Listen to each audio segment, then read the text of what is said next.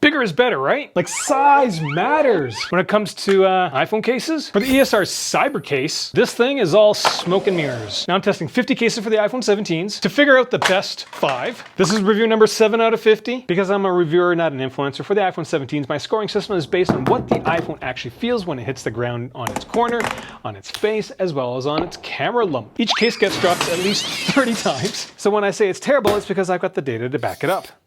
Now this thing looks like a tough case. It's got really substantial corners. Also has a kickstand built into it. Remember the issues we had with case number 6 on the kickstand? Not as bad. Now ESR, with this case, won some sort of design award. Not sure why. They've added some sort of outline on the back of the case here, and the MagSafe area has some sort of weird angled hatching. Yay! Now when I first got this case, it gave me OtterBox commuter vibes. iPhone sits on a TPU sleeve, wrapped around with a polycarbonate back. When it came to weight, this case clocked in at 79 grams. The average is 45. It's got some heft to it. This kickstand doesn't help either. When it comes to bulk for this case, it'll increase it by almost 100%. Bigger has to be better, right? When it comes to handling, it's kind of a mixed bag. Buttons are integrated into the TPU sleeve. Nothing like taking the crisp bounce of your iPhone buttons and replacing it with something really squishy. The camera control button floats and is easily chipped. Edges of this case aren't terribly pronounced, but you can still feel them when you're swiping left or right. This thing has a port cover to it and will fit girthier size cables. And the speaker grills have some sort of fine wire mesh to it. I checked, it doesn't take away from the loudness of the phone. Now when it comes to holding on to your iPhone, this case looks like it's going to be super grippy. The TPU sleeve is kind of slick and there is a grip strip embedded onto the edge of the case, but this is really just for show. It really doesn't add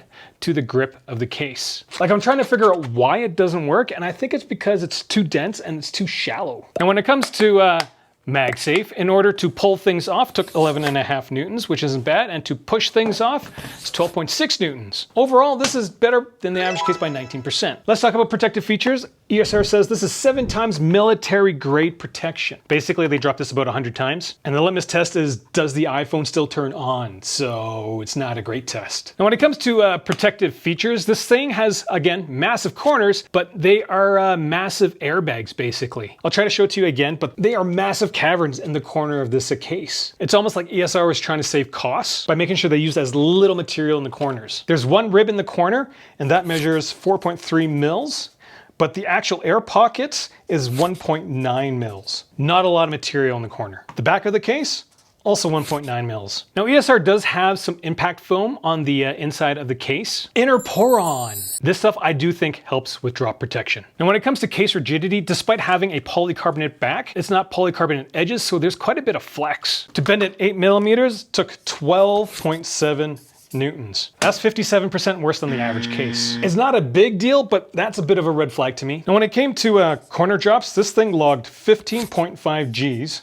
That's 50% higher than average. Now after a corner drop, the case rotates, and the result for that was very, very average. The average value for rotation is about 300 degrees per second. Now because of the giant airbags, after it tumbled a little bit, it would take a long time to settle down. The settling rate was 46% worse than the average case. But the total force going into the iPhone after a drop was only 6% worse. The only way I can make this 6% make sense is that after a big drop, it takes a very long time to settle, but there's kind of a gap between the back of the iPhone and the back of this case because of this foam. And I'm assuming that a bunch of that force got absorbed by this foam stuff, which is kind of neat to see. Now, when it came to face first drops, as you can see, it bounces a lot. Initial impact was again bad. The settling time, the rate, how long it takes for that to settle down, bad. And the total force was 66% higher than average. Yikes. Now, unlike the previous ESR case we reviewed in video number 7, the entire back is pretty rigid. There's no flex between the camera portion and the rest of the case. But initial impact was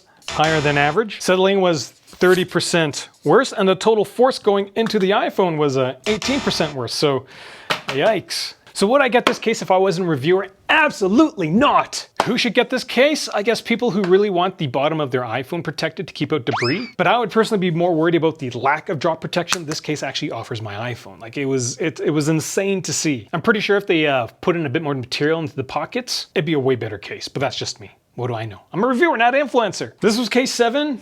These are case 8 and 9s. Again, I'm on a mission to figure out what the best iPhone cases are. I'm going to test 50 of them, and then I am going to do the top 5. Make sure you subscribe and check the channel back regularly because I'm going to post these cases as soon as I finish them.